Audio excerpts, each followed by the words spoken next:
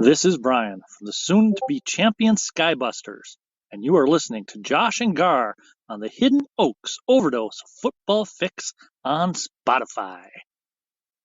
What up, Pod Squad? It is Tuesday, November 16th, 2021, 5 p.m. sharp. I still don't like how dark it is outside, Josh, and it's only going to get darker week after week. I'm not a fan. This is podcast number 88, the 18th episode of our fourth season, some way, somehow. Season's starting the spring, though, so it hasn't been that many this fall yet, but we're excited, Josh. It's going to be a good show, a big show, in fact. Are you feeling more happy? Are you feeling more rocky this fine Tuesday eve? Rock'em sock'em. Robots rock'em.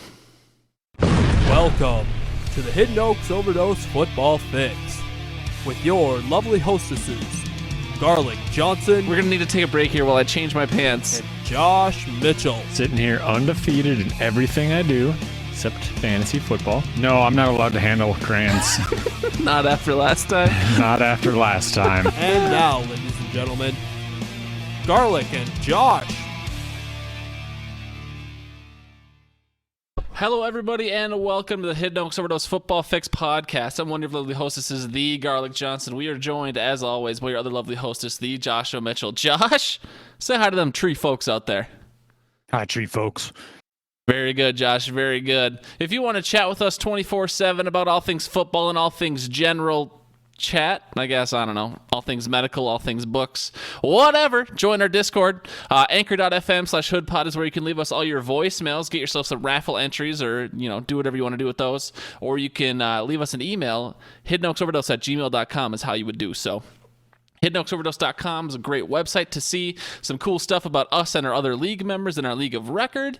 The segment start times are down in the description below per usual. At Levi Oki Illustration on Instagram is the man responsible for our beautiful art. You guys get it. He's beautiful. He's wonderful. Great Christmas gifts. I did a long ad read from last year. Those of you thinking about Christmas, Carl Barrow needs some lead time, but I gave my aunt a great illustration of our late grandmother a couple of years after she passed. My aunt absolutely loved it.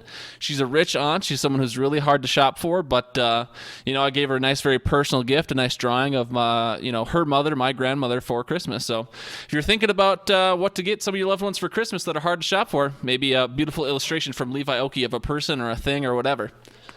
Shout them out, look them up. But yeah, Josh, how you doing today, pal? I'd be doing a lot better if I had the Googling open. The Googling open? Is there a particular reason you don't have the Googling open?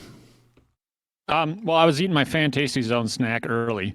Josh, please. We're professionals. And somehow some form of liquid got into my bowl of trail mix.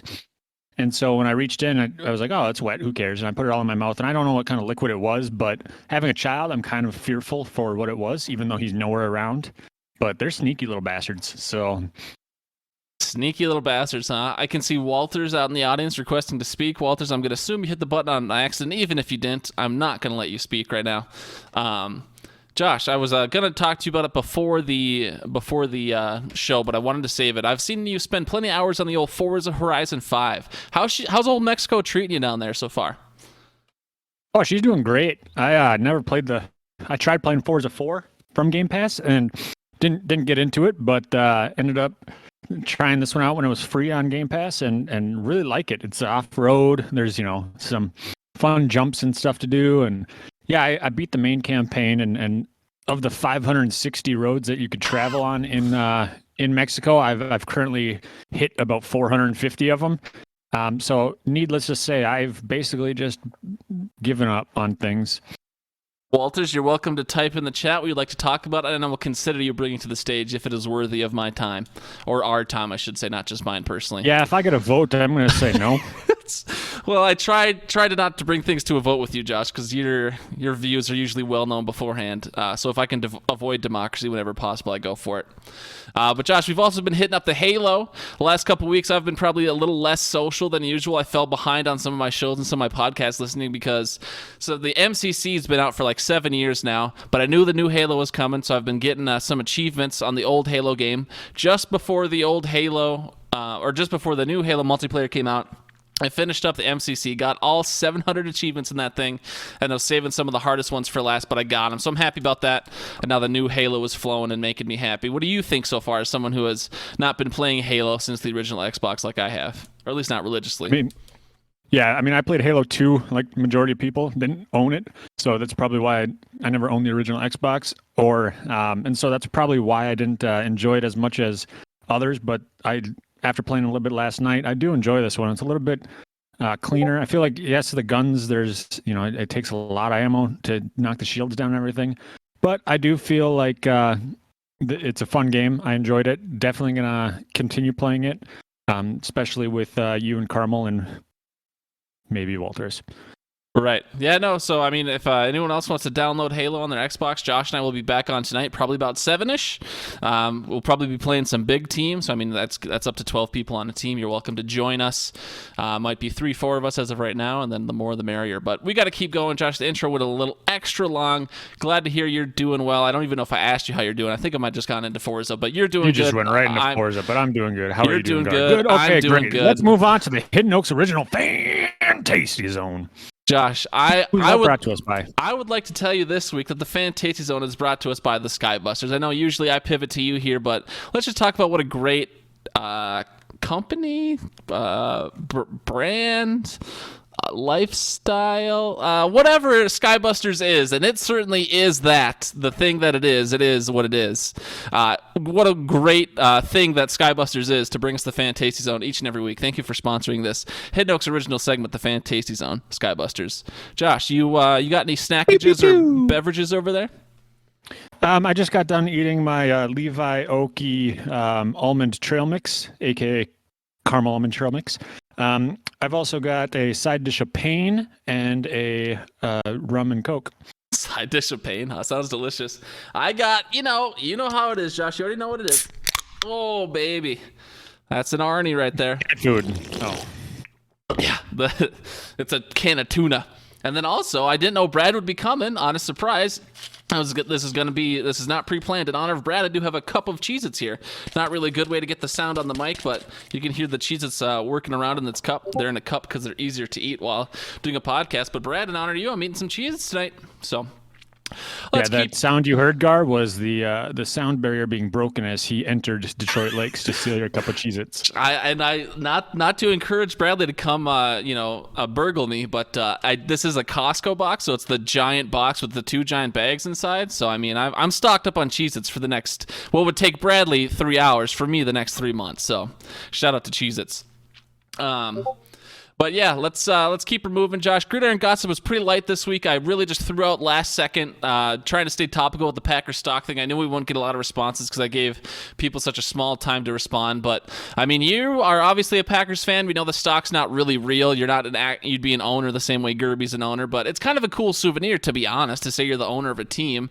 And so since it's probably most relevant to you or Eric Landvik, who never listens or calls into the pod, are you thinking about throwing out $300 or whatever it is for just this piece of paper to be cool or no?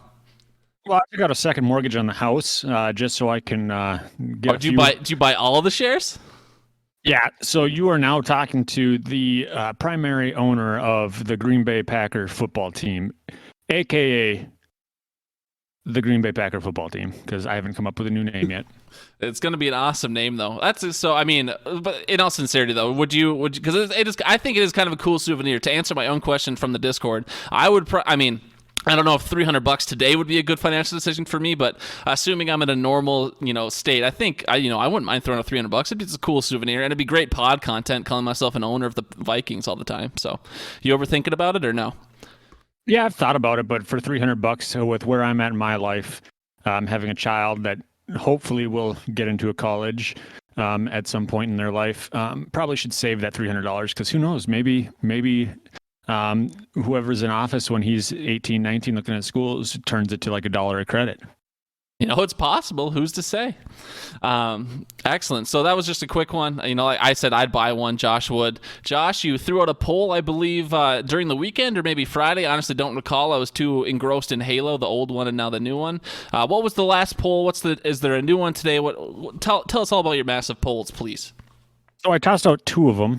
One of them was on last Thursday when Odell signed with the Rams. I asked what his role would be. I would ask if he would be a solid number 2 option, a softer situational number 2, or a distraction that derails the season and causes a chain of events that leads to the implosion of the Rams. And we had 5 people say implosion of the Rams. One person say a solid number 2, and 2 people said a soft number 2. So yeah. The mushy kind that requires like at least 4 or 5 wipes, that kind of soft number 2? Yeah. It looks like there's quite a few people who feel like he's going to cause an implosion. And I don't want to say that C was meant to be mocking, but also serious. But the Rams haven't won a game since he joined the roster, so they are 0-1.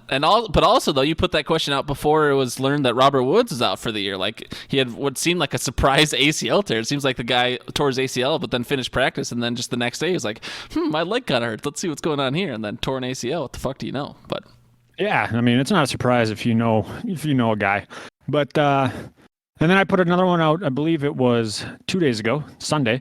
I asked something, so I'd seen something on Reddit asking if there was a punter in the draft that was guaranteed to put the ball on the 1 yard line every single punt, how high would he go in the draft?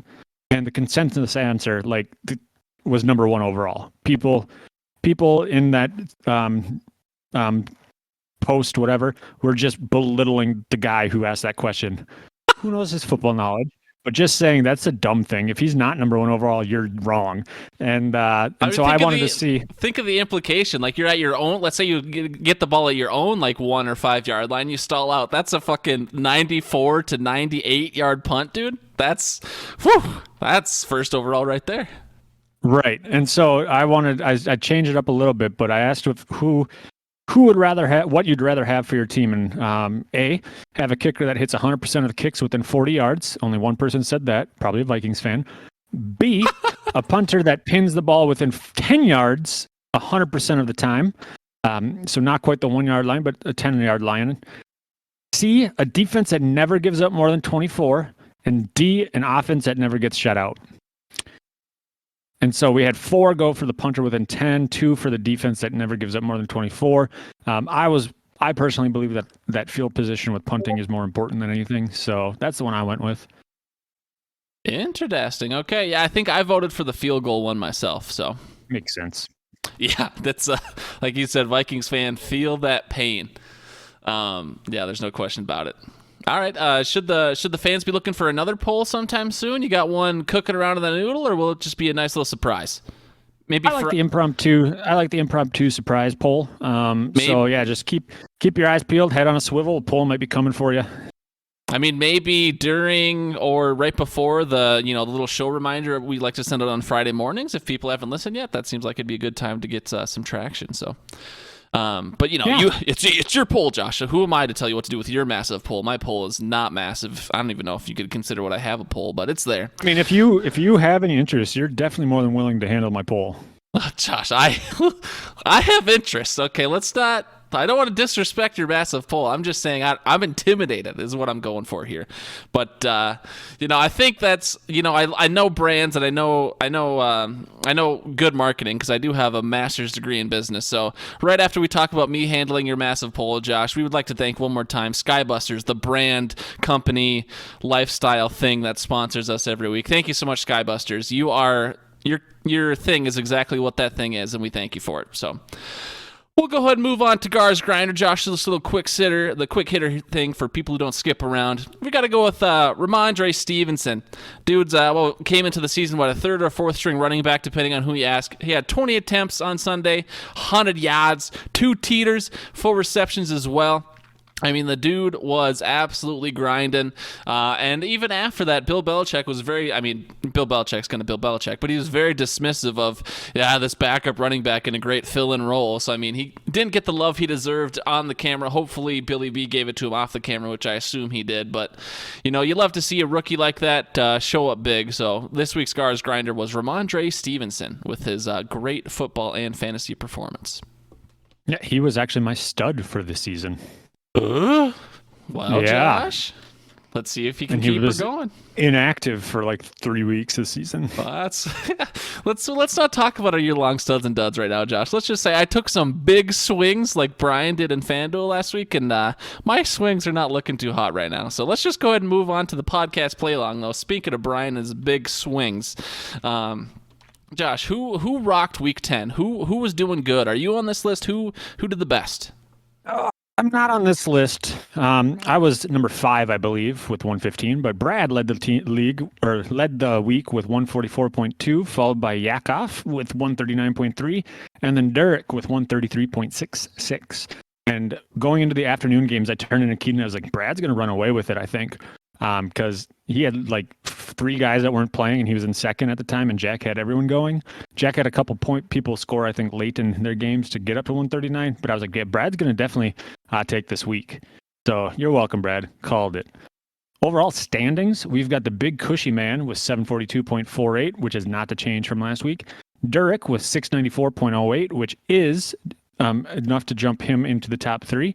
And then Happy Camper with 690.52. She's dropped down 1 spot. Yeah, but her score did not change. Elena holding on for dear life with that 3 spot, because Hammer has to still be at 688 unless he improved by less than 2 points, but Elena just barely holding off Hammer out of getting her $10 back, so we'll see if there's any sort of infighting at any more set Thanksgiving or Christmases to see if Hammer tries to put a hit out to get the edge on Elena, but who's to say?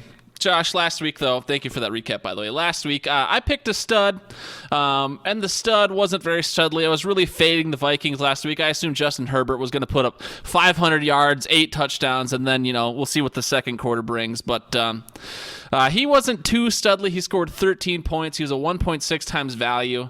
I will say, though, that Brian has been talking a little bit trash about how bad we are at picking studs and duds here for the FanDuel contest. I will say, Justin Herbert, like I said in the Discord, he did better than what Carson Wentz did. Brian came in last place. I don't know if Justin Herbert would have taken him out of last place, but something to think about, Brian. Maybe we don't know what we're talking about, but maybe we know more than you. Josh, how did you do last week? I picked Cook as a stud. He was 8,500, so a little bit more expensive, but he did get 19.3, which was 2.3 times his value. So kind of a stud, but you'd still kind of want more. You'd want one of those 40-point performances. We're never going to give you any of those guys because we save them for ourselves. Obviously. But yeah, Brian, you could go ahead and talk trash all you want, but I believe I was on pace for like 100% accuracy on studs and dud picks for this segment. So You okay, Josh? You need a second to go to the bathroom or something? No, I'm good now. Okay. Okay, well, this week, Josh, to keep with the theme of me sticking with the Vikings games, I'm going in a different direction, though. I'm not fading the Vikes this week. The Vikes will lose the game to the Pack, no question about it, even if it's at home. But I am going to fade Devontae Adams. Zimmer's been known kind of lately. It's a lot more quiet than what Billy B does, but Zimmer really likes to, take away a top target. He can shut down Zeke. He can shut down top receivers usually. Pat P2 looks like he's going to be back. He doesn't shadow the great receivers, so if Devontae Adams is on the other side of the field, that's fine. But for me this week, my dud, I'm picking a dud because the Vikings defense is going to keep them in check. Devontae Adams, wide receiver for the Green Bay Packers. He's 8400 versus Minnesota, and I'm telling you, keep him out of your lineup, Brian. If you play Devontae Adams, you're going to be embarrassed, okay? Pat Pete and Cam Dantzler and Brashad Breeland, I can't even say it with a straight face. They're going to shut him down, okay? So, yeah, my dud for this week. Don't put him in your FanDuel lineup, Devontae Adams.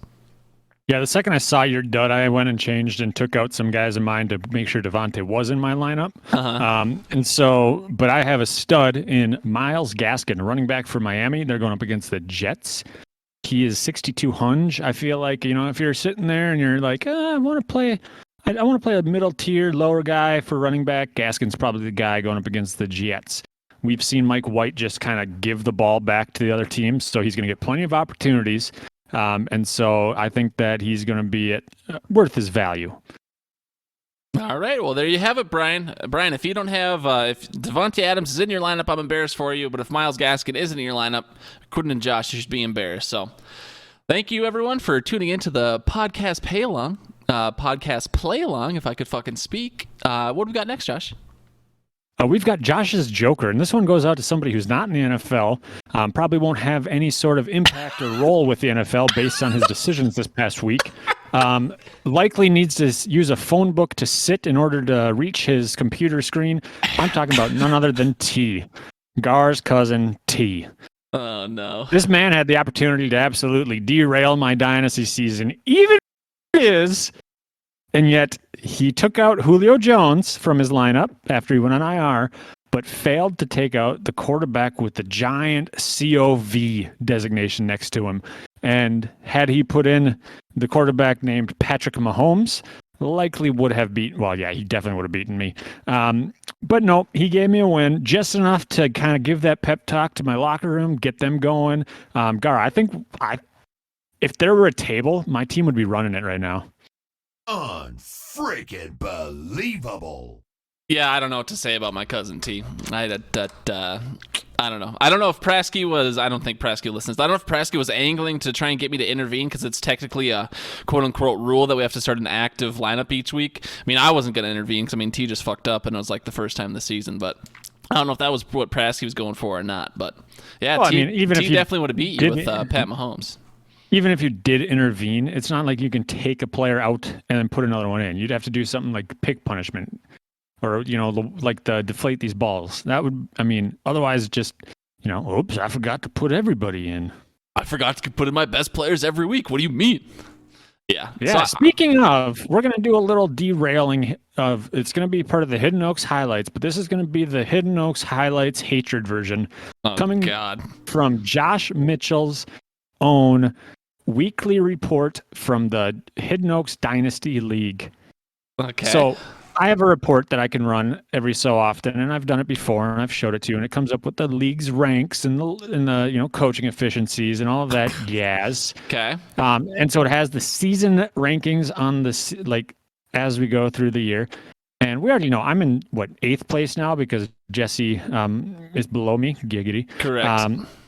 The team score rankings, top 3 on the season. Connor, me, Jalen. Oh, that's team coaching efficiency. Uh-huh. Connor. Yep. Me. Uh-huh. Bradley. Uh-huh. Team luck rankings. Kevin. Okay. Derek. Okay. T. Okay. Jalen. Yep. Connor. Interesting. Brian. What number are we at right now? Was that 6? That's 5. Okay. Well, I guess, yeah, it's 6 because there's a tie. And then we got Bradley for 6th place, 7th. Jesse. Uh-huh. Garlic. I'm more lucky than you. I have 0 wins. Josh. So what this does is it tells you like how you do against every other player. Yep. And assigns you a percentage. So the highest score and the lowest score get 0% luck. Okay. And so if you were the second highest scoring team and you played the highest scoring team, you would get negative 90%. Okay. So, you could kind of figure out the equation's more difficult than that, but you could kind of figure out the numbers you'd expect to see. Somewhere like, 12% on either side is a big swing, Sure. 10% is a big swing. Okay. I'm at 35.5% negative luck. Do you want to know what the next closest negative luck is? It sounds like it's me. It sounded like I was next. Yep. Do you want to know what your number is? Go ahead and take a guess. Mr. Tankathon. Yeah, I'm gonna have to go with a negative 15% luck because I am intentionally starting bad players, so I don't think I can negative be lucky. 3. I'm not even gonna let you finish your sentence. Negative 3. We're the only 2 negatives, and I am 33% more negative than you. I hate this league. I hope it burns, and I hope we lose every single person to, I don't know, a good life that leads them away from fantasy. I don't want to wish bad luck on people. Josh, it's in times like, and I was not, for the record, I was not expected for that rant. Josh and I don't communicate too much because our show is pretty cut and dry. We pretty much do the same thing every week. I was not prepared for that.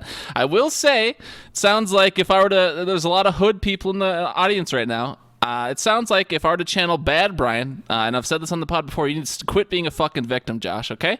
We get it. You're unlucky. You're in 8th place. You fucking stink. It doesn't matter how good of a coach you are. It doesn't matter how many points you've scored. You're in 8th place. You're what, 2-7, 3 and whatever it is? I don't know. How dare you? I'm 3-6. Quit being a fucking victim, Josh. That's all I know, okay? Are you done ranting now? Can we get into the actual Hidden Oaks highlights, or you got more? Got more complaining and whining to my do? heart can't take anymore. All right, Mr. Victim. Well, I'll talk for a bit then, because that was a lot. We had a side bet last week, back to our regularly scheduled programming. It was sack up. The defense with the most sacks gets the side bet, gets a $5 footlong in their pocket, and T won it. The Patriots defense had 5 sacks. There was a lot of 4s out there. I was, including Willie, the guy I was playing against. I thought the guy I was playing against was going to get the side bet again, but nope, T gets it. The Patriots defense and their 5 sacks.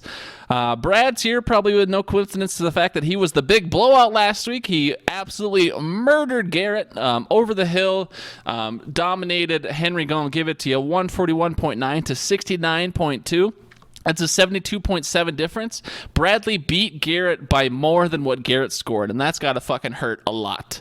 The nail-biter last week was Skybusters over That's Hilarious. Brian barely beat T, 115.4 to 99.5, which doesn't sound like that barely to some other lower-scoring leagues, but 16-point difference, that's the closest game we had, so that's the nail-biter of the week. Josh, we got some lows and some highs coming up with totals included.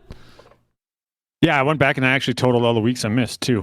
But yeah, going back to the lows, we've got, so back to this luck rank. I'm just kidding. Shut the fuck up, please. Please shut the fuck up. For the low, we have, it's pretty much, well, I guess not pretty much, but a third of it's Jesse's roster.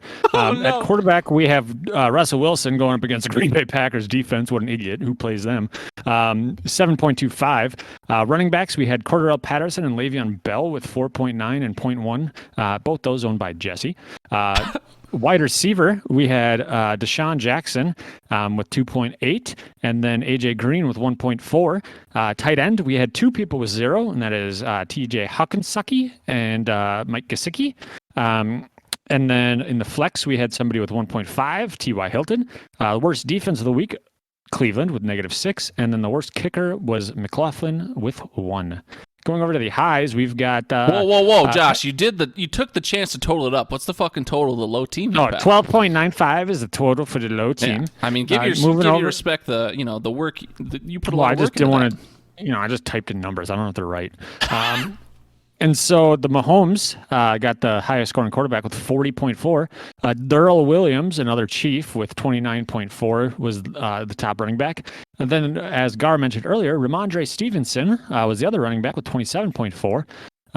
Diggs and Debo with 30.2 and 30.3 were the top receivers. I've got a fucking gripe here. It looks like you purposely put me second on this list. What the fuck is this? My guy clearly scored 0.1 more than Jeremy. I'm a victim now. What the fuck is this?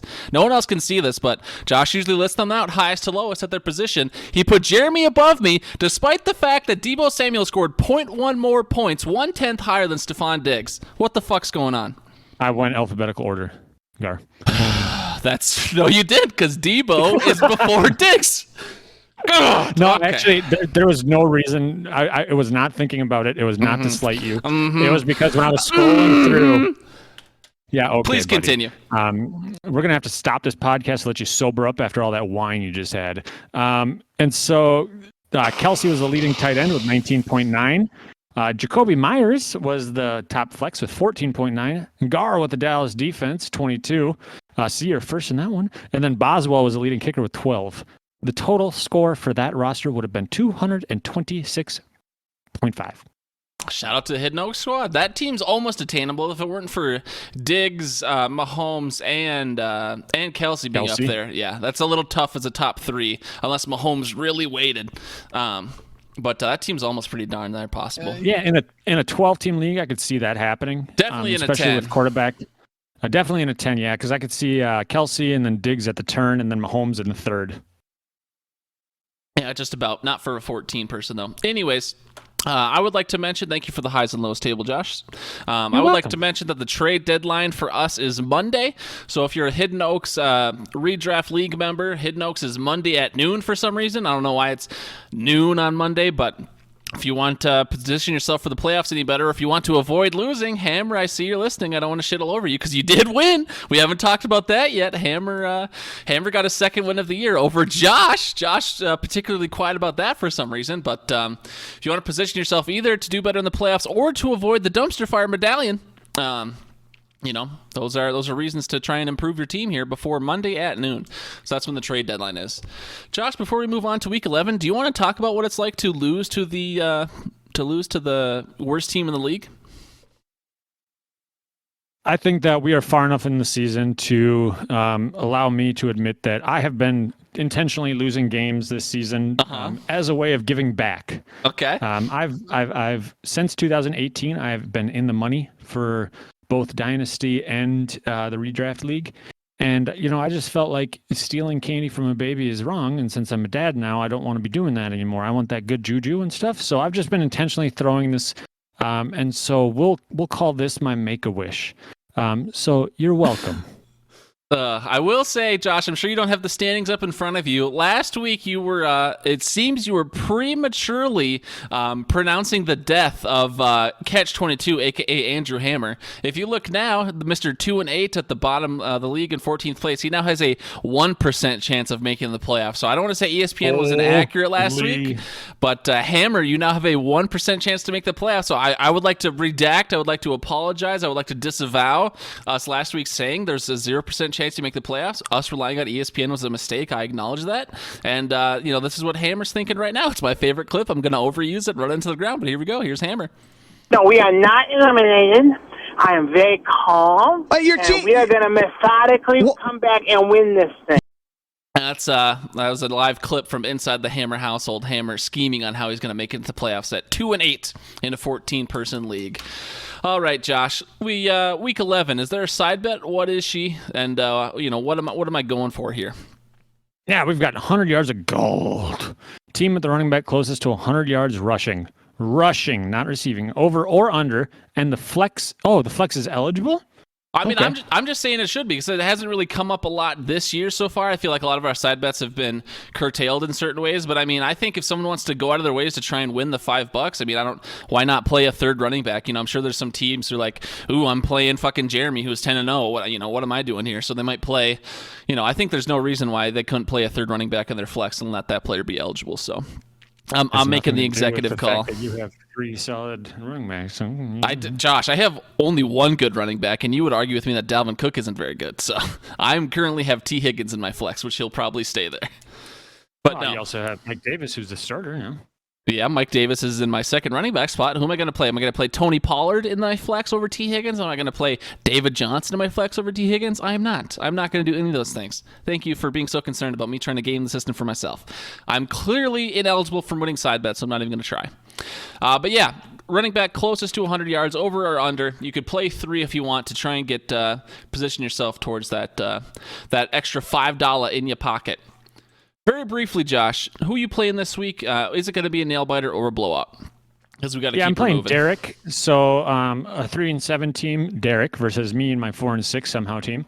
Right now we're projected within 20 points of each other. He's projected to beat me by 20, but I don't have a quarterback, and he doesn't have a chance in hell of beating me. I'm going to take him down. Okay, well, that's interesting. I'm just kidding. I'm going to get my ass kicked. Jesse appears to be on a schneid. I'm playing Jesse this week. I'll say I'll beat him. Fuck you, Jesse. You're going to lose to me. It's not going to be a blowout, though. It looks like if we're going for blowouts, Jamie's projected like 50 points less than Brian right now. I'm going to say Jamie blows out Brian for fun. And then I'll say Jeremy, 10-0 Jeremy, is going to be in a nail-biter against Trash of the League T somehow. I don't know why. I don't know how. But that's how it's going to end up on Monday night. So good luck. One last shout out to Hammer for beating Josh. I've been telling Hammer to change his name forever to get more wins. He's stayed true to Catch-22, and then he decimated podcast host Josh last week. So maybe Hammer knows more than I do. He's a 2-time champ. I'm not going to say the universe is out to get me, but the week that the week that best running back in the NFL comes back to full strength, it just so happens to be against me. I mean, yeah, that's more victimness. All right, Josh, let's move on.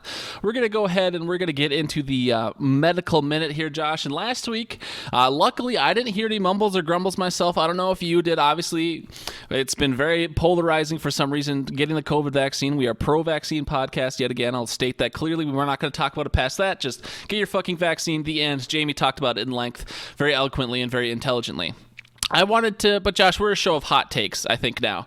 And I just want the medical minute to now be a very controversial segment. And I want it to be, I want people to come out either turning off the show at this point, or I just want them to have a lot to say. That's, like the Stephen A. Smith. That's what the medical minute's going to turn into. We're just going to say outrageous things so people react to it, okay? With that in mind, Jamie pre-recorded this one last week knowing we're going to get into the controversy. So this week's medical minute is going to be all about post-shower sweats. If you get sweaty after the shower, what the hell's going on? Why is that happening? And what can a doctor tell us about it? This was requested by Hammer in the Discord specifically. So shout out to Hammer, Dr. Jamie Hammer's wife. But let's hear the controversy, Josh. Why are people getting sweaty after the shower? Hey guys, Dr. Jamie Cops. Hammer here to talk about shower sweats. You might have noticed after you work out, you take a shower and dry off, and all of a sudden you're soaking wet with sweat again. Let's talk about why this happens. When you're taking a nice warm shower, your body temp is increased. This is particularly worse if you've just come from a big workout where you've kept your body at a higher temperature for a longer period of time, or if you're cooling down from a sauna or a hot tub after your workout, but also just the general humidity that happens in a bathroom. It's made worse by using a towel to dry your skin, and the rubbing motion creates a lot of friction that increases the heat experienced in your skin. Also, most people keep their towel right next to their shower, and that hot towel makes things worse even so.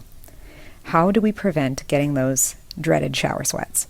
The first thing you do is set yourself up for success. Keep your bathroom really well ventilated. If possible, you can keep your door open to encourage some of that moisture to leave the bathroom. The next thing is, as you're starting to finish your shower, turn your temperature down slowly, 10 seconds at a time, to gradually decrease your body temperature to encourage your body to reset its thermostat.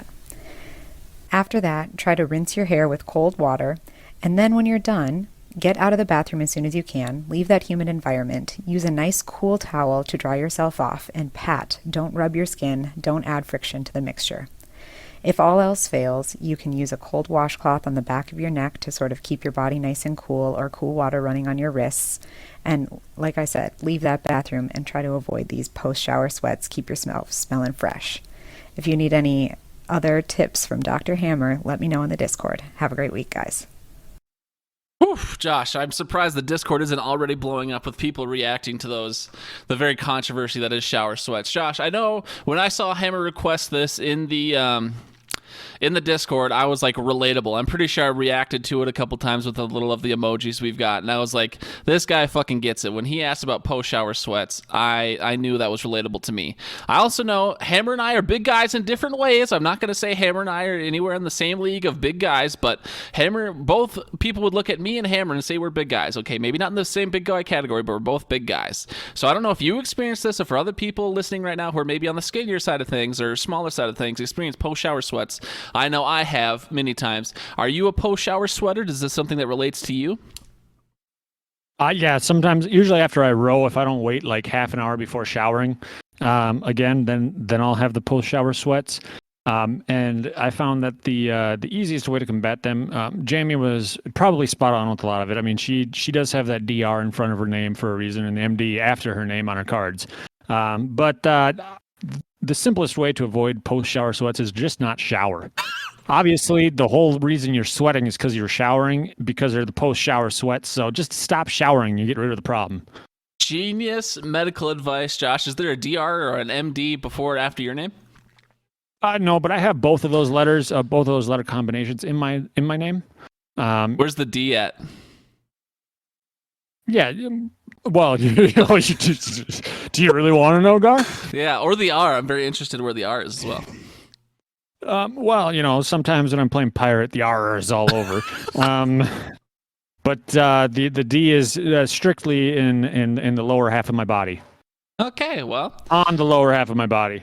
There you go. We all learned about the post-shower sweats. If you're working out, maybe give yourself a little more time, or maybe maybe use a little more cold water, before, during, or after your normal shower sequence.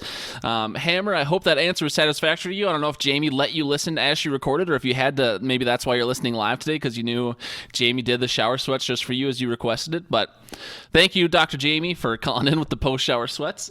If you want to hear other things, obviously Jamie's pulling things from the Discord. She did a couple of mine. She did one of Walter's. She did one of Hammers. She did mallet finger for Josh. I mean, if you go put it in the Discord, it's a good chance Jamie will talk about it. We've still got plenty of weeks left for Dr. Jamie Hammer to cover a medical minute topic, so go ahead and put some requests for her in the Discord, and she just might choose yours. So big shout out to Jamie. Thank you for calling in. And, I don't want to say I already knew kind of how to avoid the post-shower sweats, but now I'm certain. Now that Dr. Jamie Hammers told me what to do, I'm going to... Oh, here's a question I wanted to ask you, Josh, before we move on. Obviously, I'm wrapping it up, but... we all know that pooping after shower is the very worst thing on the entire planet. It's the worst thing you could ever do is have to poop after shower. You might as well start your whole day over. How close does sweating after shower get to that? Obviously, the whole point of showering is to get yourself clean of your sweat. If people don't know, sweat has almost identical chemical makeup to urine, so you're basically covered in urine if you want to think about it that way. But just turned on half of our viewership. Gar's golden shower is coming back strong. But no, how close? If 1 to 10, 10 was pooping after a shower is the worst. How close does sweating after a shower get to that pooping after the shower on the scale of 1 to 10? Oh, I mean, obviously pooping after a shower is the worst. It's 10 out of 10 every time. 11 out of 10 if you're really a rule breaker. Yep. But the post-shower sweats, they're up there. They're like a 7 and 8 in my book because honestly, it's so annoying. And it's happened to me multiple times when I'm in a hurry. Like I'll row or do some cardio and I'll go and I'll shower and we'll have to go somewhere. And then I'm sitting there, and especially in the winter. Oh, don't get me started, because then you get the ass sickles. The post shower sweats are just atrocious as well. So 7 and 8, 7 or 8 out of 10 of mine. Interesting. I think just being so big, just being so used to it as a large fellow, I think I'm pretty used to it. So I think it's lower on my scale just because I can get sweaty just thinking about working out. So it's a little different for me. But I would like to shout out. I saw Pribs join the live. Prib joined as we were wrapping up the medical minute, talking about post shower sweats and now post shower shits. I can only imagine what Prib thinks he walked into here. He thinks this is a goddamn football podcast for Pete's sake, but he walked into all that. So Prib, shout out for listening live and not leaving after what you walked into. Bring it all back to football players. I'm sure there's plenty of O-linemen and other football players who sweat after their showers. But just to catch Pribs up, we were talking about Gar sweating after he sees guys in the shower in the NFL locker room. It's one of those kind of sweats. All right, Josh, let's keep her moving here. We're going a little over what we'd like to be before we start the Fave Favre, so let's get right into the Fave Favre. Josh, what is the topic this week? One more time? I didn't hear it, so I imagine the fans didn't either. One more time? Books! Okay. I'm sure Asher appreciated that. It is books. That is correct. We got 5 fan submissions this week. We're not going to give a lot of preempt. Al called in last, but I think Jesse's list is going to be terrible, so we're going to kind of push him in the middle. We're going to let Al go first, then Jesse, then Brad, Brian, and then Hammer, a rare Hammer call, and we're going to let Hammer go last because I think his list will actually be good. So, Al, you're going to give us the lead off. You're going to set a great tone for the Fave Favre books. Let's hear what Willie's Fave Favre books are. What's up? It's Al with my Fave Favre books. For number 4, we'll go with 50 Shades of Grey. Never read it, but it sounds provocative. Number 3, we'll go with coloring books. Those are some bangers back in the day. Could color for days. Number 2, we'll go Where's Waldo? Always loved finding Waldo. And number 1, we'll go with Holes. Stanley Yelnats and the crew. They even made a movie with Shia LaBeouf. Let's go. Dig it. Dig it. I love that list at Al. How good were you at finding Waldo, Josh?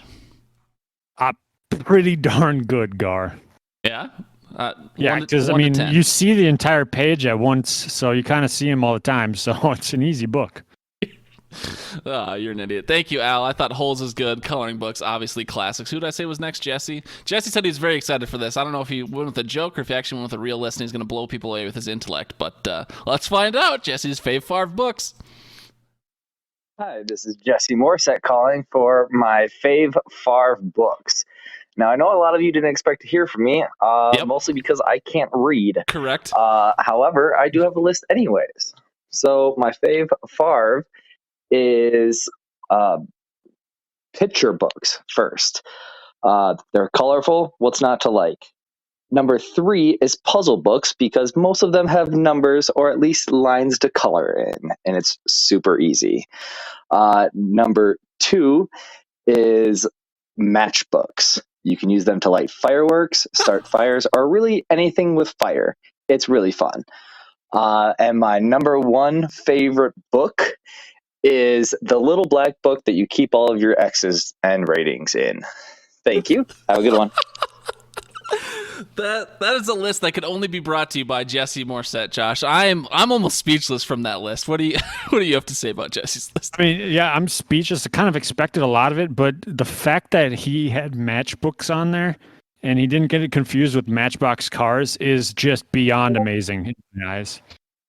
Big shout out to Jesse for that. But I honestly thought we intentionally leave the prompts more vague because I like that people can come up with those creative answers. So I did like matchbooks. I will give Jesse kudos for that because that's not something I had thought of, not that I thought too hard about, not actual books. But I thought that was good. Who am I going to play next? I'm going to play Brad next. Brad, also a rare call-in, but let's see what Brad's Fave Favre books are. Brad, big brain on that kid. This is Brad with my Fave Favre books. Coming in at number 5, Big Red by Jim Kelgard, a book about a boy and his dog. Coming in at number 3, American Assassin by Vince Flynn. It's the origin story of one of my favorite characters of all time, a counter-terrorist operative, and how he came into that. Coming in at number 2, Harry Potter and the Goblet of Fire. Love that whole series. Read multiple of them at the midnight release, but that would be my favorite of the 7. Harry Potter and the Goblet of Fire. And coming in at number 1, my favorite book of all time, Stormy. Also by Jim Kelgard, and you guessed it, a book about a boy and his dog. This has been Brad. Thanks. That has, in fact, been Brad. Obviously, a real and a genuine list out of Brad there, Josh. I haven't read any of those books. I never got into Harry Potter myself. I'm not reading any of these other books either. Do you have any? Were you a Harry Potter guy, or do you know anything about these books? Because I can't really speak to Bradley's list at all, really. The Harry Potter one, yeah. I don't know the other ones. Big Red, I was just assuming it was a documentary or bibliography of Andy Reid, and I got excited for a moment. But yeah, I do remember it being about a dog and a boy, which, kudos. All right. Well, Bradley, I wish I could say more about your list. I do genuinely appreciate you calling in, but I'm sure your dad appreciated your list and maybe Hammer did. I know Hammer's a big reader out there. So, Bradley, thank you for your genuine Fave Favre book list. Who am I giving? I'm giving the walk-off shot to Hammer, so we're going to hear from Al next. Let's hear, or no, not Al. I'm hearing from Brian next. Let's hear Brian's Fave Favre books, keeping it in the Knupp family, back to back. Hi, this is Brian with my Fave Favre books. Number 4, Silence of the Lambs. Very, very good book. The book was way better than the movie. Number 3, taking a little poetic license with this. I'm going with Tom Clancy, the Jack Ryan series of books. Super Spy, Jack Ryan. Number 2, a book called Stormy, about a boy and his dog, and helped me generate my love of the outdoors. Read the book probably for the first time in 2nd grade, have reread it a bunch of times since then, probably even read it as a 45-year-old, and named a dog after that book, liked it so much. Number 1, I'm going with the Mitch Rapp series from Vince Flynn, may he rest in peace. Awesome series of books, read them all like the day they came out. That's my list for the week. Awesome. Lovely list out of Brian as well.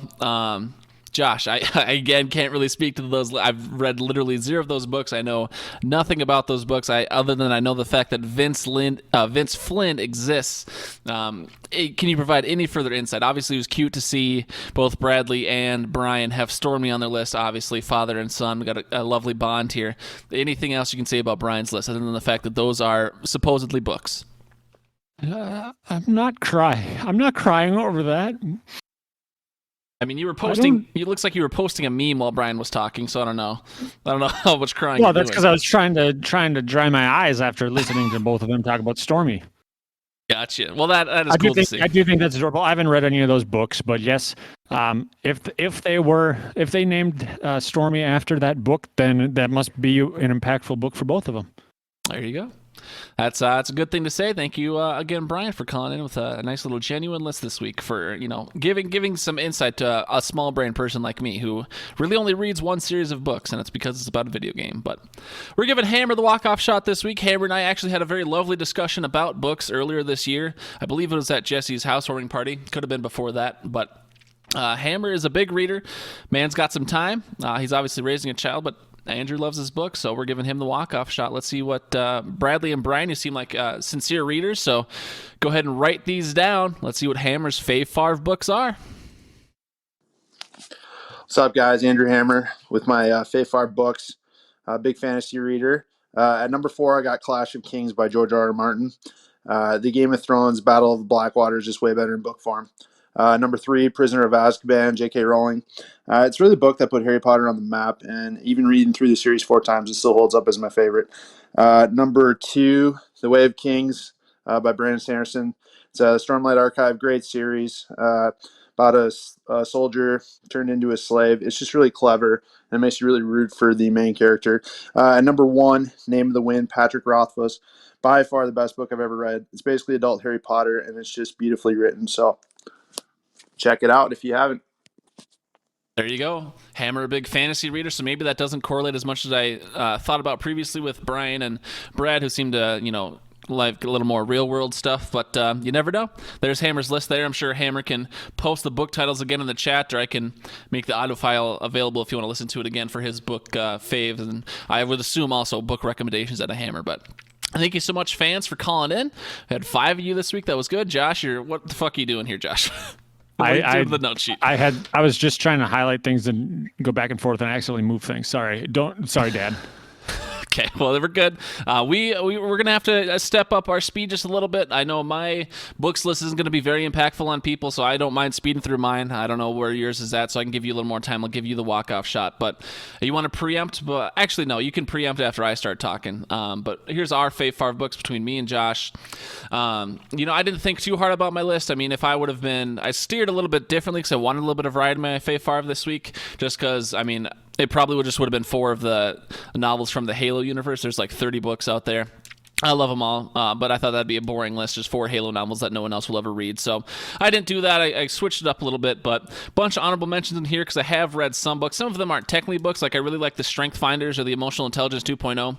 I mean, you can argue on what the value is of those books, but I think they're interesting. I think it gives people in life who are maybe misguided or looking where to go next, I think that can help push you in a direction, maybe not the right direction, but How to Win and Influence Friends and People in the Digital Age. That's a good book. Gung Ho, Do Nothing are some great books I read. Those are all kind of more like real life applications. If you're looking for more of a story, but to learn, Blue Like Jazz is a great book about Christianity. Doesn't really apply to me, but I thought it was good to get more perspectives. If you're trying to learn more about people with an eating disorder, which I wanted to previously, a book recommended to me maybe 5 years ago was Winter Girls. So if you've ever been curious about what goes through the mind of a person with an eating disorder, Winter Girls is the book I would recommend, but it's just an honorable mention for me. And then going back to childhood, I threw down Captain Underpants, love those books, Time Warp Trio, and Of Mice and Men from high school is pretty good. But getting to my Fave Favre, it's a very recency bias, but I want to do it. I'm doing Attached by Amir Levine. It's a book all about attachment styles. The book is written in a romantic lens, but you could definitely apply it to your friends and your family. Just understanding how your attachment styles impacted in childhood. It helped me learn a lot about some past situations with people in my life. So Attached by Amir Levine, I think, is a pretty good book that people should read if they don't really understand people totally and they want to see what could be going on behind the eyes sometimes. So that's my number 5, Josh. Awesome. So I'll start off with some honorable mentions as per usual. I'll try not to spend a whole lot of time on any of them, but the Harry Potter series, specifically The Prisoner of Azkaban and Half-Blood Prince, were probably my two favorite in that series. Just because, like Hammer said, Azkaban kind of put it on the map, and then Half-Blood Prince, I feel like kind of started the whole what? But and so that's the Harry Potter series, a series of unfortunate events, a long series. Always interesting to me growing up. It was definitely geared towards young adults, kids, but it was also a book that never really had until the end, I guess, never really had the main characters coming out victorious. But they did end up winning, if that makes any sense. So like they ended up in a bad situation, unfortunate event maybe some might call it, and ended up coming out on top. But they were somewhat left worse for wear. Next, The Edge Chronicles. Not quite sure.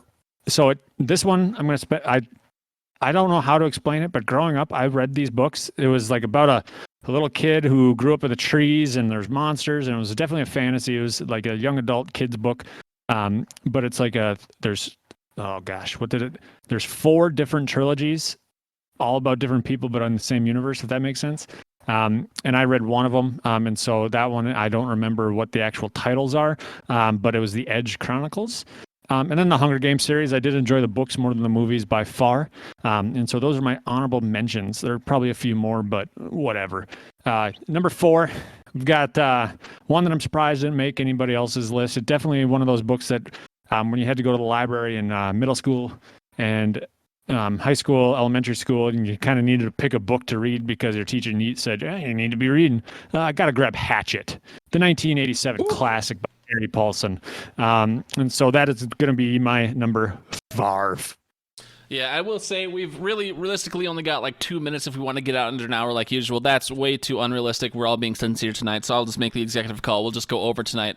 I won't even probably be able to cut it down to less than an hour. So take your time. I don't care if you go over a couple minutes tonight, but I've thought of anyone. If Hatchet was going to make anyone's list, it would have been Brian or Brad. Obviously, they've read other books since then, but Hatchet was obviously a classic. Was it elementary school or middle school? Either way, I think we all read it. Middle school, yeah. Yeah, good book though. I think that's good. Number 4. Not very impactful on me though, because I'm an indoorsy kind of guy. So.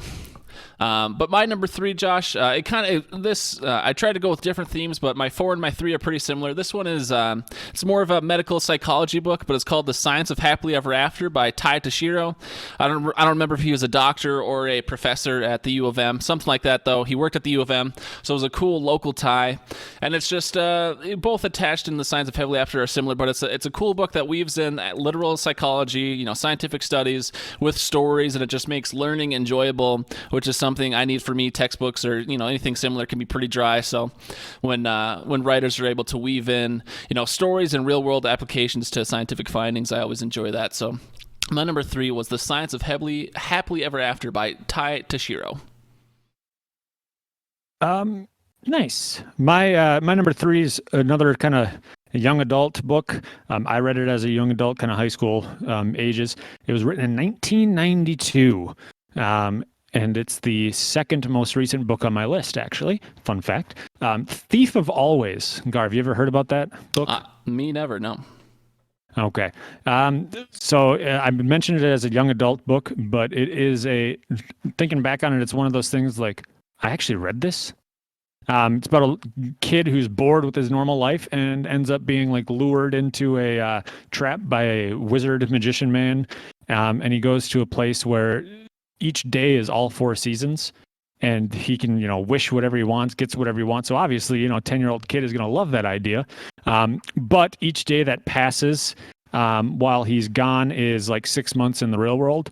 And so when they do find out that this guy was using their wishes and dreams and hopes for his own life force, and they get out, they go back to a world that wasn't the same. And so then they have to try and go back and find a way. But yeah, it's a really messed up book that's geared towards kids. Interesting. Yeah, no, I've literally never heard of that again. I was, especially in my formative school age years, I just could not give 2 shits about books. I'm not even saying I care much about books now, but So I'm probably you'll notice that mine and your list is very different, and my list is probably different to most people's list. But yeah, that sounds like an interesting book, though. If I were a reader, I'd probably check it out. But I think that's a good one. My number 2, Josh, this is it's another kind of like a sciencey book. This one, we're not looking at medical science anymore. This time we're looking at economics. Freakonomics is my number 2 book by Stephen D. Levitt and Stephen J. Budner. I'm not sure what his last name is, how his last name is pronounced, but Stephen D. Levitt, Freakonomics. If you Google it, you'll see what Freakonomics is. But it was just, I read it. I don't even remember when. It was probably right early college, and I was thinking about kind of what I want to major in, and Freakonomics really just kind of opened my side to what kind of economics can show you. It's not always an exact science, and anyone who knows a lot about economics can argue the different schools and the Keynesianism, and we got the Austrian theory and now the modern monetary theory. There's a lot going on in economics right now, but simply put, it was an interesting way of looking at problems that I had never thought of. So like in the original Freakonomics books, they've kind of gone on to do more since then, but some of the things they talked about in their first book was the cheating in sumo wrestling, just kind of the economics of that, which isn't something maybe a lot of people are interested in, but I found it very interesting. They also talked about the socioeconomic patterns of naming children, which I thought was actually very interesting. And I don't know if the documentary is still on Netflix where they cover some of those things, but if you look up Freakonomics on Netflix, it may still be there as well. So you don't have to read a book, you just watch it, which is kind of what I prefer. And then they also talked about, not to take a political stance, I'm just going to say what or not a political stance, but a polarizing stance, but I'm just going to talk about what they talked about in the book. One of the other topics they covered in their first Freakonomics book was they talk about how legal abortion impacts crime rates, and it usually kind of makes crime drop over time. So I just thought it was a very interesting way to think about crime and how, abortion obviously being a very hot topic, but how abortion can actually potentially impact crime rates. So it is just a very, very eye-opening book for me, just not in the sense that I'm learning this a lot, because sometimes economics can be way off on what it's talking about, but I will say that if you're looking for new perspectives on some issues out in the world, Freakonomics is something to check out. As a book that meant a lot to me, I think, in some of my formative college years. So I'd check out Freakonomics. Josh, you're number 2. Coming in at number 2, book written probably about, give or take 5 years around the time Brian was born. Brian being one of our older gentlemen in the audience. This is The Count of Monte Cristo, written in 1844. Always loved the book. I read it in high school. I read the dumbed down version in high school. I have the actual version. But the actual version is like 5,000 pages long. And it's, written by a Frenchman. So kind of have to stop every once in a while to like eat a steak or something American. But it's, kind of the ultimate story about hope, revenge, the guy who's falsely imprisoned because somebody was jealous or 3 people were jealous, comes back, kind of wreaks havoc on those guys, makes sure that he ends up on top, and just love that story. Yeah, I'm not very familiar with Monte Cristo, just like I am with most classic books, but obviously that's a name. Like when you said it out loud, I knew it. I've heard it many times. I just didn't really know the story myself, so that's interesting. Okay. Interesting. I think you'd be into it. They don't have any media items that would be dumb it down. Kind of your speed, or dumb it down really. But if you want to take some time, Sure. I mean, this guy's in prison for like 14 years in the book, so you got to kind of keep in mind that it doesn't get good till the 14 years are up. Sure. But they have a movie out, and the movie's pretty good too. I like it, but it doesn't do it justice, in my opinion. Sure. Yeah, I think most people say that about books to movies, so that's something to be expected. But interesting. Okay, good number 2 out of Josh, I think. My number 1. This would be no shock to anyone who knows a little bit about me, but my number 1 is Halo: The Fall of Reach by Eric Nyland. You might think that sounds dumb initially, but honestly, I think it's a pretty cool book. It's the Master Chief origin story. I was reading it. I remember the exact first time I read it. I was driving home from Wisconsin Dells, of all places, with my friend Christian Cook. We were very good childhood friends. We played Halo a lot together. He had a birthday party in Wisconsin Dells. I went, and sitting in the back seat. That book was there on the way back, and I read it, and I got absolutely hooked. And then, I've been reading every single Halo novel since. And you might not think there's a lot of books about, a video game universe, but I think at this point there's 30 different Halo novels, and I've read every single one of them. So anyone who's looking for like a military, spacey kind of story, I would recommend it. Obviously, you'll get a lot more out of it if you play the games and are familiar with the characters and this and that. Someone just reading it dry or raw would probably not appreciate it the same way I do. But I think they're a good enough series of books. I've read all 30 of them so far. So, yeah, Halo: The Fall of Reach is my favorite book because it spawned into a lot more reading, which is not something I normally do. So that's my number one. Josh, what do you got? Coming in at number one on my list, probably no shock to many. It is a book in the Game of Thrones franchise, A Storm of Swords, the number 3 book in that. I feel like that's where I do like Hammers, A Clash of Kings, with the Battle of the Blackwater. But I do think that the Storm of Swords had a lot of those moments where it's just like, what? Huh? The Red Wedding occurred. You also get to see the reincarnation of Caitlyn as Blackheart or Darkheart. Stoneheart. There we go. Written in 2000, so years older than many people initially thought. Since the first book in the Game of Thrones was written in 91. So yeah. That's just my favorite. Just all page-turning action. Love the books. Hate the show ending. All right. Well, that's a good Fave Favre, Josh. I think, I guess you never know what to expect with books sometimes with this particular fantasy football crowd. You could imagine that talking about your Fave Favre books would be bad, but I appreciate everyone coming out with their responses. I do appreciate Al and Jesse as well. Obviously, their lists were a little different than some of the other entries, but you brought some humor, and I'm happy with the show. That's why I was happy to let it go over. I think we had a good Fave Favre this week. Shout out to everyone for calling in with their Fave 5 books. The topic next week, Josh. Oh, sorry, go ahead. Guard, do you want to go ahead and repeat what you had just said? I appreciate everyone calling in with their Fave Favre. 5 books. Did I say 5? Oh, no. You are an idiot, and I hate you. You are now dumber for having heard me said that. I understand. Anyways, topic teaser for next week. I don't know if Brian recommended this or if he recommended something simpler, which then spawned me to add this additional one to the list. But next week is going to be our Fave Favre songs you always hum along to. I'm pretty sure maybe it was Brian, maybe it was someone else. Sorry for giving the wrong credit, but I'm pretty sure someone put songs you always tap your foot to or songs you always do something to. But this one I want to do specifically songs you always hum along to because I feel like humming is different than tapping your foot. Humming is different than whistling, this and that. So songs you always hum along to is our topic next week. So I'd love to hear you guys' Fave Favre there as well. Obviously, we're talking about the Fave Favre. There's a raffle going on. I shared in the Discord today that who's got how many entries. Brian's currently killing it. Al's up there as well. So yeah, keep calling in with your voicemails and you can get some entries. Obviously, Al and Brian and some of those other people are far ahead because they've left the station identification. And I'll just play an example right here. I'm Ryan Walters, that other podcast host that you hate the most, and you're listening to the Hidden Oaks Overdose Football Fix. Leaving one of those is 4 entries right there. So they left them last year, so they still get the bonus entries this year because otherwise it won't be fair. So if you leave us one of those, that's 4 entries right there. But yeah, keep leaving us voicemails to get yourself some raffle entries for some Hood Pod swag. Josh, you got any final words for the folks out there? Obviously, we've gone a little long. We've been trying to stay strict under an hour, but sometimes you just got to let her go when the content's too good. Yeah, I'm just going to go ahead and wish Walters a healthy recovery. Turns out he does not have the COVID. Based on my expert medical advice that you heard in that medical minute, I'm just going to go ahead and say that the the cause of your sickness is definitely listening to your own podcast. And so I would suggest maybe refraining from that because every time I listen, I do get a case of the bubble guts. Okay, Josh firing shots here at the end. I don't have any final... I don't have any final words other than if you want to play Halo Infinite multiplayer with us tonight, probably getting on around 7-ish. So come play some big team battle. We got the Discord out there. You can chat with us 24/7. Anchor.fm/hoodpod. Preb and anyone else who wants to get some raffle entries. Leave us voicemails.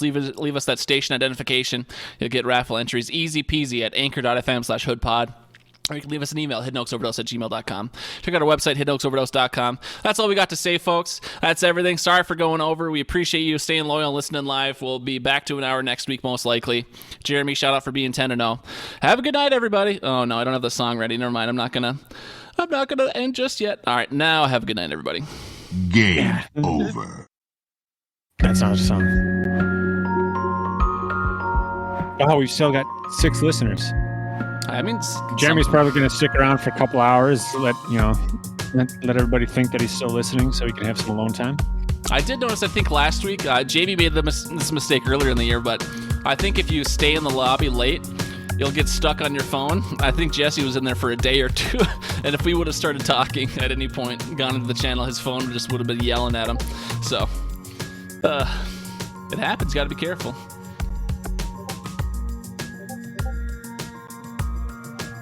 Walters, all right, Walters, you can request to speak. Sure. What do you got, buddy?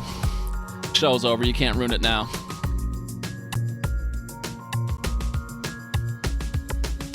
Oh, what's going on? Oh, Walters, not much. What's going on with you? Oh, and then he left immediately. I don't know if he knew. You're welcome. Oh, Josh, Josh played nice.